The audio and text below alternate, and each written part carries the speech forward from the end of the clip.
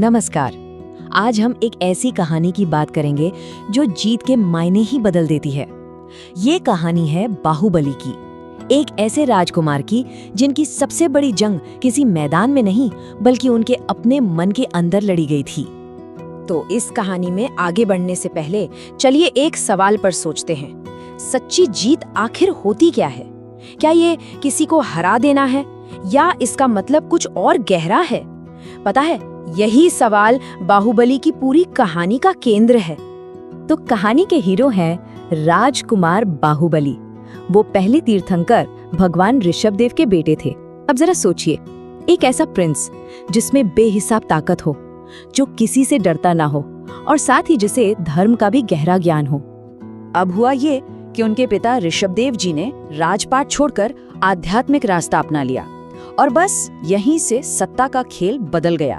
बाहुबली के जो बड़े भाई थे भरत, वो बन गए चक्रवर्ती सम्राट। चक्रवर्ती सम्राट मतलब एक ऐसा राजा जो पूरी दुनिया को जीतना चाहता था। और यहीं से कहानी में असली टकराव शुरू होता है। भरत ने अपने सभी 99 भाइयों को हुक्म दिया कि वो उनकी सत्ता को माने। सब मान गए, सब झुक गए, सिवाय एक के, बाहुबली। उनके लिए अपना स्वाभिमान किसी भी सल्तनत से कहीं बड़ा था। अब देखिए, यहाँ कहानी एक बहुत ही इंटरेस्टिंग मोड़ लेती है। लाखों सैनिकों का खून बहाने के बजाय दोनों भाइयों ने फैसला किया कि वो इस मसले को एक अलग ही तरीके से सुलझाएंगे। कैसे? 3 व्यक्तिगत मुकाबले करके। ये फैसला ही अपने आप में बताता है कि वो सिर्फ वॉरियर नहीं थे बल्कि बहुत समझदार भी थे। और ये मुकाबले भी कोई आम मुकाबले नहीं थे, बड़े ही अनोखे थे। पहला था दृष्टि युद्ध, जिसमें एक दूसरे को बस घूरते रहना था बिना पलक झपकाए। फिर हुआ जल युद्ध यानी पानी में मुकाबला, और आखिर में हुआ मल्ल युद्ध यानी कुश्ती। मतलब यहाँ ताकत तो आजमाई जा रही थी पर किसी भी तरह की हिंसा नहीं थी। तो नतीजा ये हुआ कि बाहुबली अपनी जबरदस्त ताकत से तीनों के तीनों मुकाबले जीत गए। दुनिया की नजर में तो वही थे विनर, साम्राज्य के असली हकदार। लेकिन कभी-कभी जो जीत दिखती है वो असली जीत नहीं होती। कहानी का असली टर्निंग पॉइंट तो अब शुरू होना था। तो बाहर से तो सबने मान लिया कि बाहुबली जीत गए, लेकिन उनके अपने मन में एक अजीब सी बेचैनी थी, एक खलबली मची हुई थी। जीत का जश्न मनाने के बजाय उनके मन में सवालों का तूफान उठ रहा था। जरा सोचिए इस बारे में। सब कुछ जीत लेने के बाद भी अंदर से एक खालीपन महसूस हो तो कैसा लगेगा? बाहुबली को बिल्कुल यही महसूस हो रहा था। उन्हें समझ नहीं आ रहा था कि अपने ही भाई को हराकर उन्हें मिला क्या मिली ये सत्ता, या बस एक खोखली सी जीत जिसमें अपना ही कोई हिस्सा हार गए हों। और बस उसी एक पल में उन्हें एक रियलाइजेशन हुआ। उन्हें समझ आया कि असली लड़ाई तो कभी भरत से थी ही नहीं। असली दुश्मन वो तो उनके अंदर ही बैठा था, उनका अपना अहंकार, उनका अपना अभिमान। और इस एक एहसास में सब कुछ पलट कर रख दिया। बाहुबली ने राजपाट, दौलत, महल सब कुछ छोड़ दिया, यहाँ तक कि अपने कपड़े भी त्याग दिए।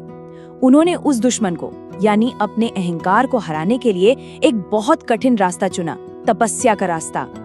उन्होंने कायोत्सर्ग मुद्रा में ध्यान करना शुरू किया। कायोत्सर्ग का मतलब है शरीर से भी अपना मोह छोड़ देना।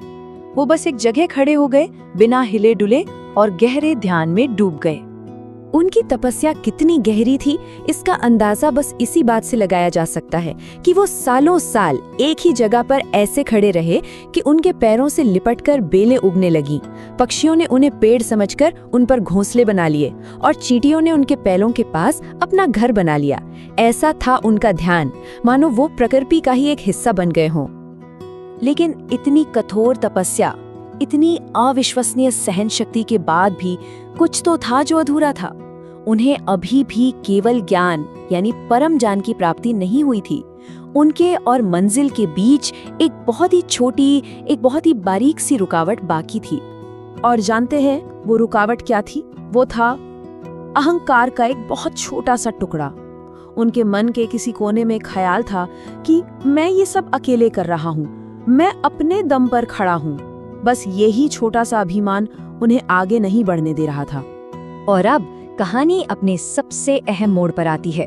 वो पल जब बाहुबली ने अपनी उस आखिरी रुकावट को भी पार कर लिया। जिस पल बाहुबली ने अपने मन से उस आखिरी अभिमान को भी निकाल दिया, उसे जाने दिया, उसी पल उनके अंदर ज्ञान का सूरज चमका। उन्हें केवल ज्ञान की प्राप्ति हुई। ये दुनिया को जीतने वाली जीत नहीं थी, ये तो खुद को जीतने वाली आत्मा की सबसे बड़ी विजय थी। तो आखिर बाहुबली की कहानी हमें सिखाती क्या है? पहली बात कि असली ताकत जिस्मानी नहीं होती।